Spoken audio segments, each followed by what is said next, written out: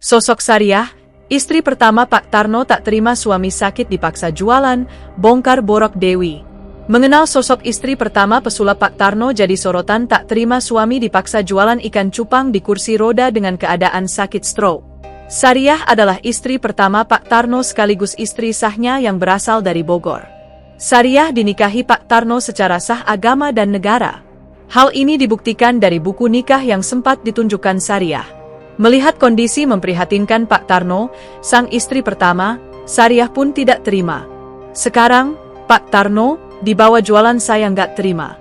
Karena itu suami saya, masih sah saya istri sahnya, ungkap Sariah, dikutip dari YouTube Intense Investigasi, Rabu, 25 Desember 2024. Saya nggak terima dibawa jualan di sekolahan-sekolahan, imbuhnya.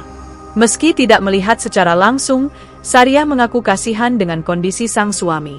Menurut Sariah, seharusnya Pak Tarno beristirahat di rumah bukannya berjualan. Sariah menilai, Pak Tarno dipaksa bekerja oleh istri mudanya. Kayak disiksa itu, sama, si Dewi, sama selamat, katanya. Diakui Sariah, dirinya kerap menangis ketika melihat video Pak Tarno berjualan dengan kondisi sakit stroke. Kadang-kadang melihat di HP suka nangis. Ya orang suami sendiri ya. Nggak terimalah gitu ditelantarin sekarang, tandasnya. Sariah juga menceritakan perjuangannya merawat Pak Tarno di awal sang suami terkena stroke.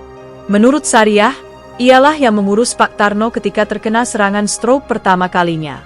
Sariah juga bercerita ia dibantu oleh seseorang bernama Mas Oji untuk mengurus semua keperluan suaminya.